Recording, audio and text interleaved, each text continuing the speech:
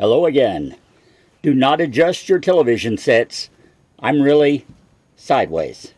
Because we're back under Pearl to do a little job today. Remember we got the starter started? Well, it's time to put the starter back where it belongs and see if we can't get a motor started.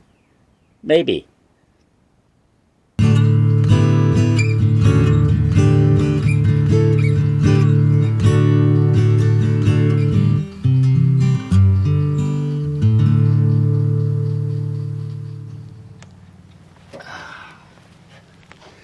Welcome back to the MT and Me, and thanks so much for joining us once again. Like I just told you, we're going to try and get Pearl's starter back on her today. If you remember in our last video, Thomas across the street was extremely helpful in testing the starter. We had a kind of a scary moment at the beginning. The first time I touched what should have been the switch, nothing happened. But we went back and rechecked all the connections, and boom, she fired right up. Starter runs great. Bendix looks good. I don't think we're going to have any problems whatsoever. Now we just have to get her back on. And we have the starter bolts here. In putting it back on from the bottom, we're going to have to put the bottom bolt in first. And then we have to go inside Pearl into the cab under the engine cowling and put that top bolt in. It's the only way to get to it. At least the only way I can get to it with my tools. So, bottom bolt first. Now, the really neat thing here is, okay, this is just a bolt, all right? But this is a post, you know, with threads on both ends and a spot in the middle without it, kind of like we use where we put the carburetor on. So I can actually screw this into the engine block and have a post to put the starter on and get it started, and then get it tightened down before I get it lined up to do the top bolts. That'll make it a whole lot easier. Oh, and by the way, after all my remarks about 10 and 11 millimeter sockets everywhere, this time it's a good old 5/8 to put the starter back on the motor. And that's what we're going to do right now. Right here, you can see the electrical connector I was talking about. You see it's all bonded together. This larger lug is for the actual power that goes to the starter. This smaller one goes over that very small connection. That's whenever you actually turn the key to start, it energizes this and puts power to the starter through this big lug. It's a little complicated, but that's the way it works, okay? But the nice thing is, it's all fastened together. I don't have to worry about hooking up separate wires. Now, as for the starter itself, it goes right here where this hole is. You can barely see the teeth on the actual flywheel there inside the motor. So I'm going to go ahead and take this bolt and see if I can't put it in this bottom hole.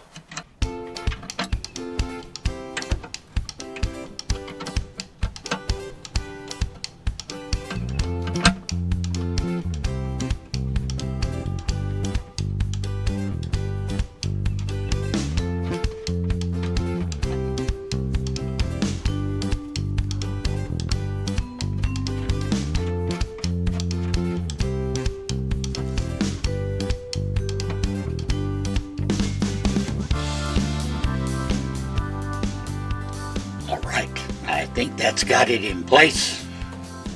Now, the really fun part, getting the starter up there and getting this bolt back on this while holding the starter. Yeah.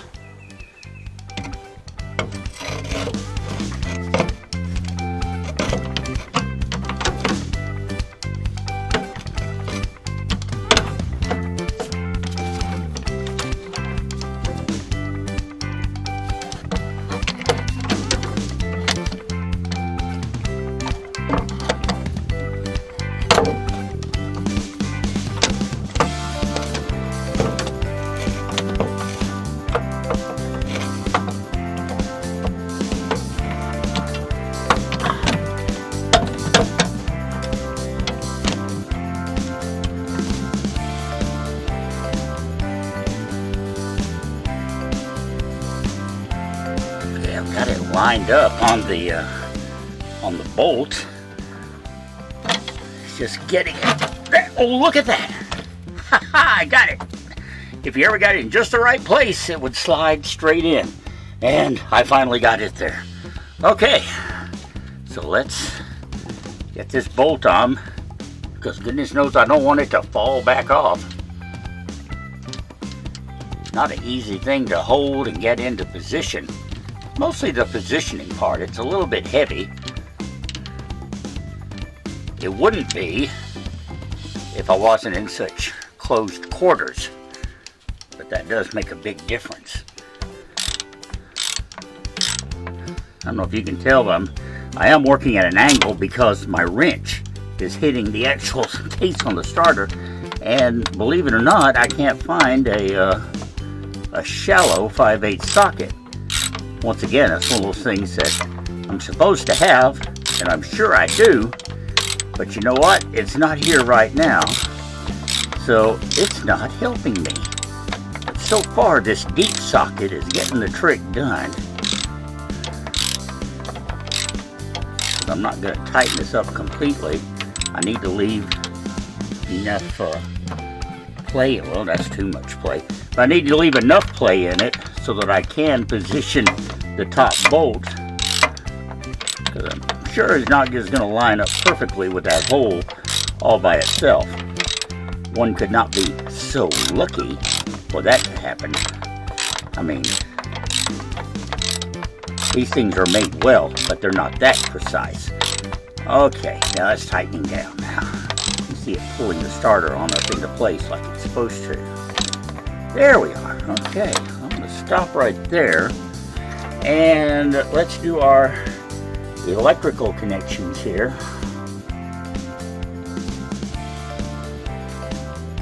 All right, that slid right back on. See if I can get these two nuts started. I might not be able to get to it with the wrench that easily. There we are. Okay. Okay. Electrical connections made. The bottom bolt is in. All that remains now is to get this bolt on top.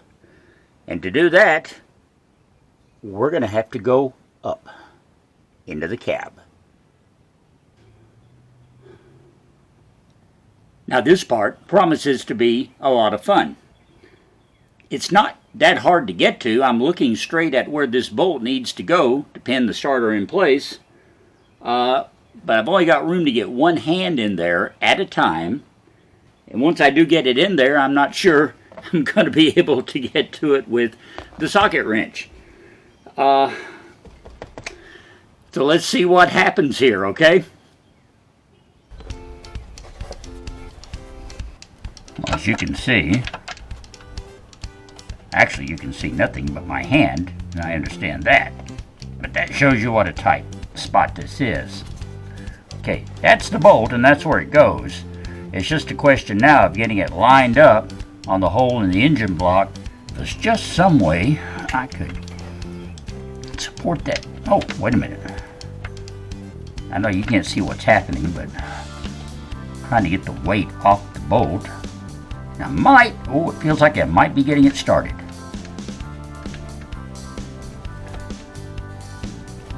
Yes, okay. Now, is this going to fit on it?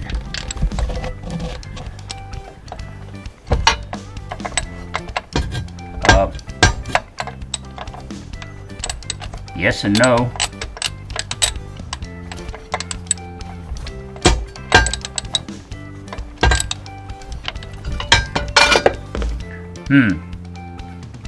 It fits, but it's not like I can get leverage on the wrench.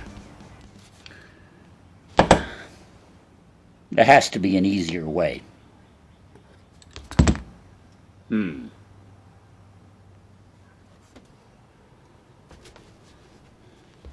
Well, after a careful, thorough search at the bottom of my toolbox, I found my shorter 5/8 inch socket. Let's see if this makes it a little easier.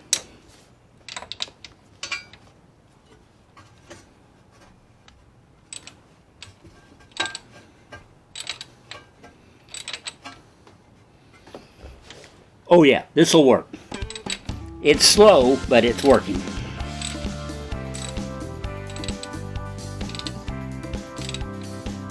And there, boys and girls, is a fully installed starter bolt, snugged up and ready to go. Now we need to go back under and just finish snugging that bottom bolt, and I think this job will be finished.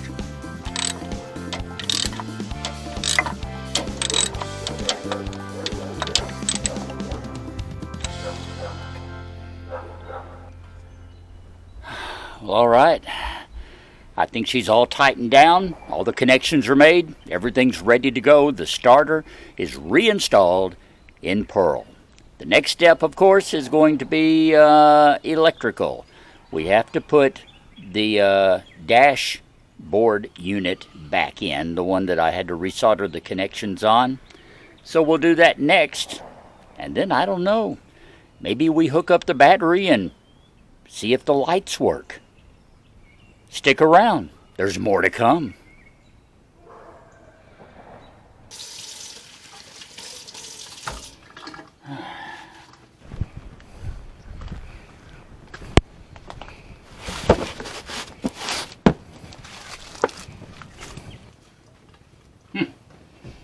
Someone on my porch?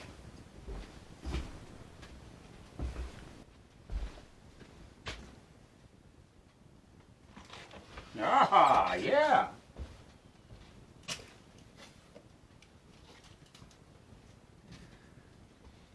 Was someone on my porch?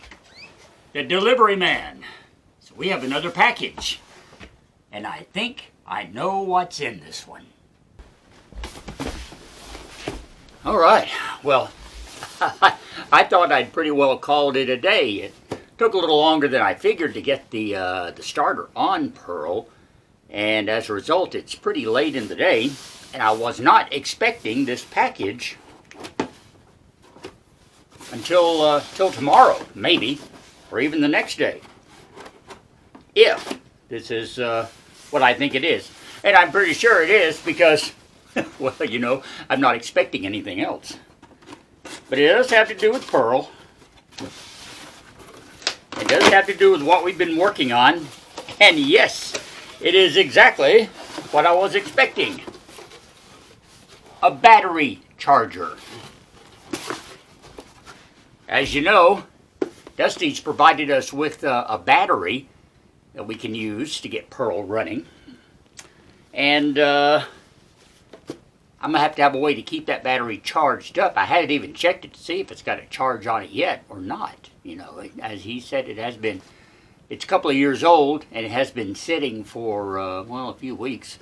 But it's probably got a charge on it right now, but it won't stay that way going through our electrical experiments to get Pearl up and running. And since I really can't run the engine and the alternator to keep it charged, then we need something to put on to keep her charged up, keep a trickle charge on that battery. So, so I ordered this. Battery charger and maintainer. It has a battery maintainer circuit that's supposed to do the trickle charge in a very low electrical current going through there. That actually helps to maintain the health of your battery system. I don't know if it works or not, but it sounded good, and I figured it's worth a try. So here we have it. Probably not going to use it today because, well, for one thing, it's getting dark, and I'm not going to do anything else today. And tomorrow, I think we're going to focus on getting the instrument cluster back into the dashboard. Maybe do a little wire trace and get that instrument cluster in. If that goes well, maybe we'll hook up the battery terminals and just see if we've got power anywhere. Maybe, maybe not. Time will tell. But anyway, we've got the battery charger we need to keep the battery operable. One more step to get Pearl fired up and ready to go. And we'll work on the next step tomorrow.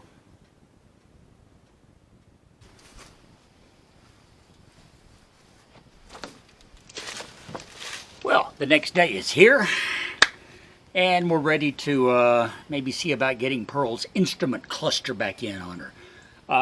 I'm back wearing a little spot of green today because, well, St. Patrick's Day is coming up, you know. Actually, by the time you see this, St. Patrick's will have been, I guess, 2 days ago. But anyway, I'm trying to get in the spirit of the Irish. I got a little bit of Irish blood, I think, trickling through my veins. Most likely, anyway. So, happy St. Patty's Day to one and all. Wear the green proudly, all right? Now, we're going to be real proud if we can get this instrument cluster back in Pearl. Let's see. We have the instrument cluster right here, all ready to go. I have my trusty owner's manual and service manual, which has a complete diagram, actually. Let's see if I can find it. Of course I can't now. Anyway, this shows the actual wiring system, the schematic wiring. And there is a, oh, there it is, next page. There is an actual drawing of the circuit board on the instrument cluster as well, showing you where all the connections go. So I'm not anticipating any trouble here. Famous last words. So let's get over here and see where our connections, where all this has to go on our cluster. Now, there's really not an easy way for me to show you the actual connecting of this. So before we even take a stab at that, I'm just going to kind of try to show you where everything goes here. First of all, this is the top of it. This cable right here is the speedometer feed. Now, it goes right there. It simply snaps on, really. It's got a little catch that holds it there. So that's not a problem. This, of course, is that great big, what is it, a 12-point, I think, connector that goes right here. I had to go in and solder all these posts, or at least 4 of them, back, and then I soldered all of them just to be safe. So anyway, it plugs right in there and pushes down, and like I said, we're not going to put it on until we're ready for it to stay there. These other 2 wires, these are the electrical ammeter connections, and they go, let's see, the red goes here and the black goes here. And I know that's because this is labeled red, so that's nice and convenient. And then the only other connection we have is this, and I'm not really sure what it is, but it's it plugs in right there, and then we have this. Whoa.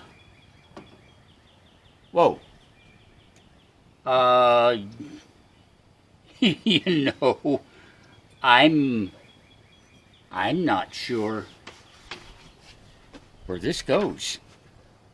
Okay, it says 12 volt, 20 amp, 396. Seems a little odd to be it could be a fuse or a fusible link, but it's awfully heavy duty. It's fairly heavy and it's encased in metal. Could be a heavy duty diode, I guess. But feeds off, connects to one of the posts on this other device, which, come to think of it, I don't know what this is. It's not shown on the schematic, and it's not really connected to anything on the instrument cluster. Now, it's grounded. This is the ground line on the circuit board. So the case, it is grounded to it. But as far as connections go, unless this hooks on somewhere, it doesn't go on the ammeter feeds, and there's really no other place for it. Now, this is a fairly heavy-duty connection. That's some, but at 12 volts and 20 amps, it would have to be a fairly heavy connection. I have no idea. And I'm embarrassed to say I don't know what to do with that. So that gives us a bit of a dilemma here. I'm going to have to, I don't know, maybe if I look back on the videos where I took this out, I don't know if it's going to be detailed enough to show me where that came from or not. But I can look and see and do some more research online in the meantime. Maybe get on a forum and ask some people if they know what this thing is and where I hooked that up. Because I'm afraid that's going to put me at a standstill until I figure out what to do about it. I can't go any further putting the instrument cluster in. And that means I certainly can't go any further with the electrical system, at least not at this point, until I know all those connections are safely made. Well, I'm having to eat my words about this being a simple procedure, and I really am pretty embarrassed about this, that I didn't take a note or make a note about where this went. At the time, I'm sure I took it off and I figured, well, I'll be putting this thing back in within a few days or a week. And it's been a little longer than that. Maybe, I don't know, 9 months at the most. Close to a year. And I'm sorry, but I have forgotten what that connection goes to. So, I'm going to go see if I can find that out. And when I do, we'll be back here on the MT and Me, and hopefully get this cluster put in. Cross your fingers and your toes, because I'm going to need all the help I can get.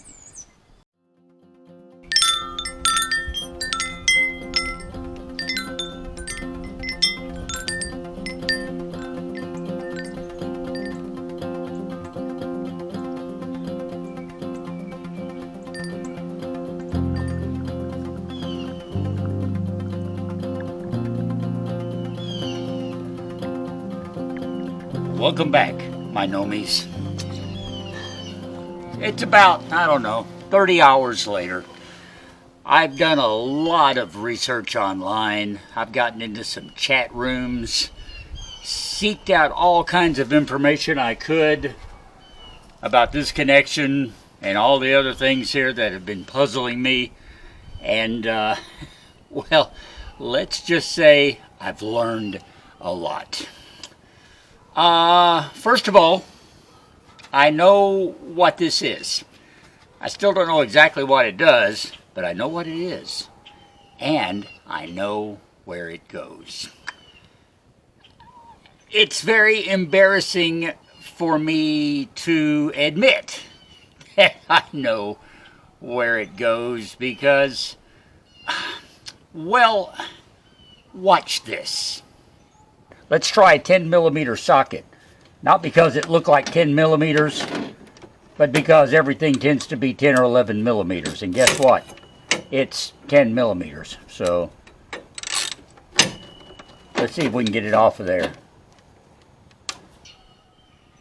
Did you notice what was connected to the post that I was removing that 10 millimeter nut from? It was this and this black terminal. Okay, now that's embarrassing for several reasons. First of all, if you're watching this video, you just heard me say a couple of minutes ago that I knew this didn't go to one of the ammeter posts. And that's exactly what it goes to, the negative ammeter post. Okay. Secondly, I also made some reference about the fact that I had taken this unit out, removed it, 6 to 8 months ago. That much is true. I did pull it out of the dash, but I didn't actually fully disconnect it until 3 weeks ago, right before I resoldered all of those connections here, 3 weeks ago, 3 videos ago. That's what that little scene you just saw came from. 3 weeks. 6 to 8 months, yeah, I could have forgotten. 3 weeks, well, I shouldn't have. And to add insult to injury, there's this. Yeah, definitely want to remember that all of that goes together. Okay, from the very same video, just a few seconds later, I even tell myself I need to remember that these two things go together. Did I remember? No, I did not. But I know now.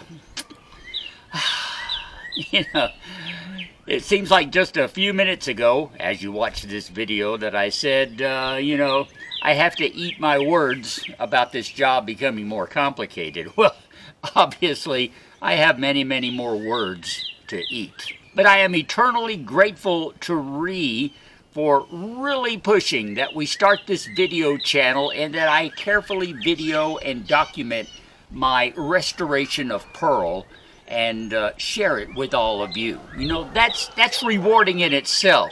But the other ulterior motive to that is it gives me a visual record of what I do. And when I mess up some stuff, sometimes I can go back and find it and solve my problem. And that's exactly what happened this time. Okay? So, tip of the hat to you, Ree, for a great idea. I now know that this goes right here on this post. Whoops. And it stays there when you hook the nut down. And of course the black ammeter connection goes there as well. Okay? And we have reiterated once again from the little video flashback that it's a 10mm nut. You know, that's the other thing, my little joking reference the last few videos to everything being 10 or 11 millimeters. That's exactly the moment that this was all about. And I still didn't realize it. So, I'm getting old. That's all I can say. I don't know. Anyway, now we know where it goes, how it all hooks back up. And of course, I already knew that this 3-prong plug goes back in on this. Oh, by the way, this, you know, I told you that this part, I knew what they were. This is a circuit breaker, okay? It's, it is a, what did I say it was? 12-volt, 20-amp circuit breaker, completely sealed up. Okay, I guess it self-resets. I don't know how it works. But that's the reason. It's connected to an ammeter post, which is a solid 12-volt feed direct to the battery. So yeah, that's full battery voltage and current. So that's why it's so heavy duty. This is a relay. Now, I found in my research, one guy said he had a, I believe it was a 71 Dodge Dually, and he mentioned that he had a relay that was hooked up to the light system that somehow fed power to his tail lights and side lights on the back of the Dually. Well, this goes, one of these wires here goes to the headlight switch, so I don't know if this is a similar hookup or not. Maybe it's got something to do with the back lights. The other possible definition was that this would be a horn relay. You know, that when you push the horn button, it actually transfers the power for the horn. However, I can't figure out that this circuit goes anywhere near the horn on Pearl. So I don't know. I don't know what it does. But I do know how to hook it back up. And hopefully it will work when I do. So, crisis averted. However, I've run out of time to put this in, to get it in on this video. We're already running over. I'm running late. I had another 24 to 30 hours of research here that I had planned on having this already done and put back in so that I could have the video edited down and ready to go. Well, that all changed whenever I ran into this roadblock. So, what I'm saying is I don't have time to share with you this week putting the instrument cluster back into the dash. We will do it next week. Okay, that'll be the first thing. We'll get it back in, seal back up, all ready to go, and then maybe we can hook up the battery and see if any of this works. It's been an interesting past day for me. I have learned a lot. I have really humbled myself in that just want to cock myself on the head and say, why didn't I recall that? You know, I'm just glad I had the video to go back to and remind me, because that has saved the day. Thanks again for that, Ree. Thanks to you for watching me sweat all this out, get through this crisis. I appreciate you watching. Join me next week. We'll finally get this instrument cluster back in and get back on making progress on Pearl. In the meantime, if you haven't subscribed, you see all the excitement you've been missing here, the tension, the anxiety. So subscribe and give us a thumbs up and share this video too. Watch every week for the MT and Me. There are links to the mtandme.com below. There's also a link to buy me a coffee if you'd like to help out. Something for my anxiety. And a link to our Facebook page as well. So follow them all and stay with us here. Thank you, my nomies. I appreciate you. I love you. Thanks for watching. Catch us next time right here on the MT and Me. I'm Russ, and we will talk later.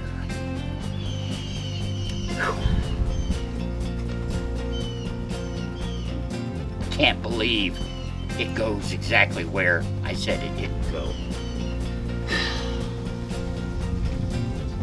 Oh well, I'm only human, I guess.